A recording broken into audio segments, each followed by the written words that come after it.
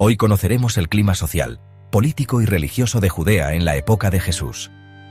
Este reportaje hecho por la evangelista Alexandra nos traerá luz para entender la vida y ministerio de Jesús. Todo comenzó en el año 6 aproximadamente después de Cristo. El lugar es Judea, una tierra que hierve a fuego lento con tensión. El dominio romano, duro e inflexible, proyecta una larga sombra. El pueblo judío, una vez ferozmente independiente, se irrita bajo el yugo de la ocupación.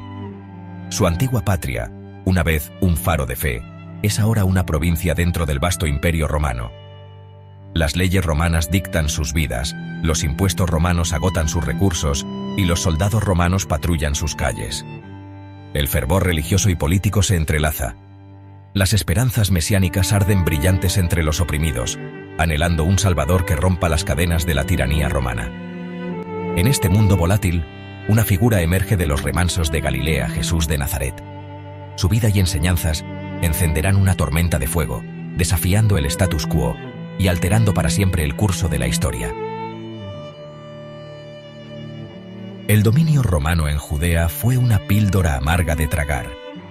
Era un crudo recordatorio de su sometimiento, una afrenta constante a su identidad nacional y religiosa. Los procuradores romanos, responsables solo ante Roma, ejercían un poder absoluto. Los impuestos se recaudaban con mano de hierro, extorsionando la riqueza del pueblo judío. La resistencia al dominio romano hervía a fuego lento bajo la superficie. Algunos abogaban por la oposición pacífica, aferrándose a la esperanza de que el control de Roma eventualmente se aflojara. Otros, como los feroces celotes, creían que solo la rebelión armada podría romper sus cadenas. Anhelaban un Mesías guerrero, un rey que los condujera a la libertad. La sociedad judía en la época de Jesús era un tapiz tejido con hilos de privilegio y pobreza. En la cima se encontraba la aristocracia sacerdotal, su riqueza e influencia entrelazadas con el templo de Jerusalén. Luego venían los escribas y fariseos, expertos en la ley mosaica, que ejercían una autoridad religiosa y social significativa. Los comerciantes y terratenientes formaban el estrato medio, mientras que la gran mayoría de los judíos trabajaban como agricultores, jornaleros y artesanos. En los márgenes de la sociedad existían los marginados, los pobres, los enfermos, los marginados. Las mujeres también ocupaban una posición subordinada, sus vidas circunscritas por las normas religiosas y culturales. Estas eran las personas por las que Jesús se sentía atraído, los olvidados y los despreciados. A ellos les ofreció compasión, sanación y un mensaje radical de esperanza.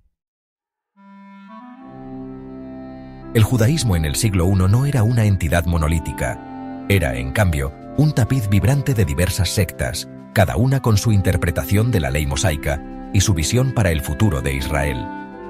Los fariseos, conocidos por su estricta adhesión tanto a la ley escrita como a la oral, buscaban crear una comunidad santa, separada de las influencias corruptoras de la cultura romana. Los saduceos, a menudo asociados con el sacerdocio del templo, tenían una cosmovisión más aristocrática.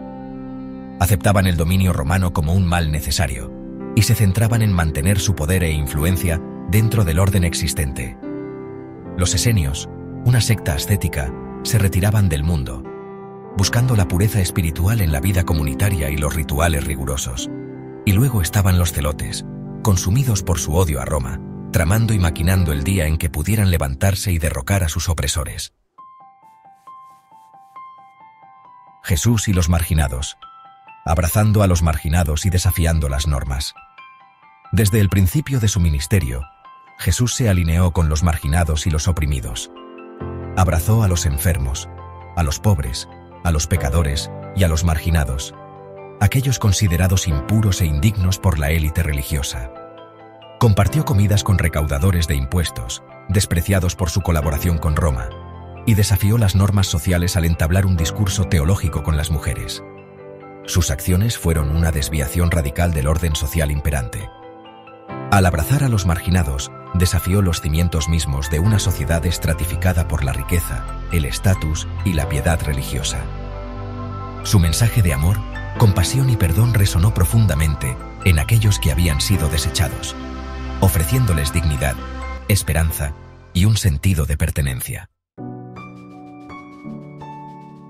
Confrontando el status quo, la crítica de Jesús a la autoridad religiosa.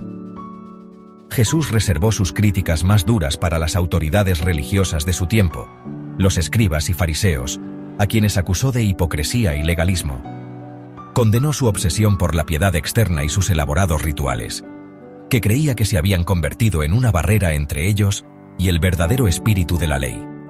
Desafió sus interpretaciones de la Torá, enfatizando el amor, la misericordia y la compasión por encima de la estricta adhesión a cada letra de la ley.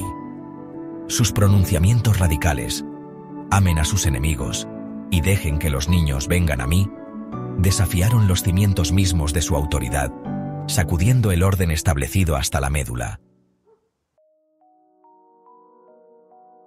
Actos de desafío. La purificación del templo y sus ramificaciones políticas.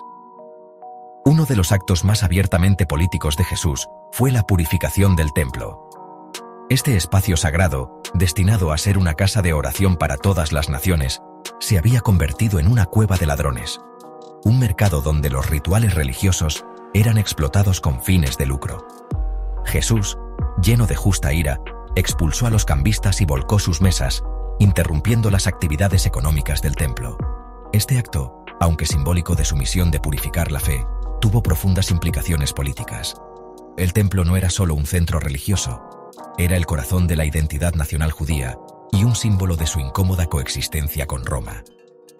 Al desafiar a las autoridades del templo, Jesús estaba desafiando indirectamente la autoridad romana, un acto que no quedaría impune. El reino de Dios. Una visión de justicia, paz e inclusión radical. En el centro de las enseñanzas de Jesús estaba el concepto del reino de Dios. Este reino, proclamó, no era un reino temporal sino espiritual, un estado del ser donde la voluntad de Dios reina suprema. Era un reino de justicia y rectitud, donde los pobres son levantados, los hambrientos son alimentados y los oprimidos son liberados. Esta visión del reino de Dios tuvo profundas implicaciones sociales y políticas. Desafió las estructuras de poder existentes, llamando a una redistribución radical del poder y los recursos. Trascendió las fronteras nacionales y étnicas, abrazando a todos los que buscaban la justicia y la rectitud de Dios. El legado duradero. Un mensaje que resonó a través del tiempo. La vida y el ministerio de Jesús encendieron un fuego que se extendería mucho más allá de los confines de la Palestina del siglo I. Ahora ese fuego del Espíritu Santo está arropando la tierra. Gloria a Dios. Su mensaje de amor, compasión y justicia social resonó profundamente con los oprimidos y los marginados, ofreciéndoles esperanza y una visión para un mundo mejor. Sus enseñanzas, preservadas y difundidas por sus seguidores, se convertirían en el fundamento de una nueva fe, el cristianismo, que se extendería como la pólvora por todo el Imperio Romano y, finalmente, por el mundo. Su énfasis en la dignidad inherente de cada ser humano, independientemente de su posición social, inspiraría movimientos por el cambio social y la justicia durante siglos.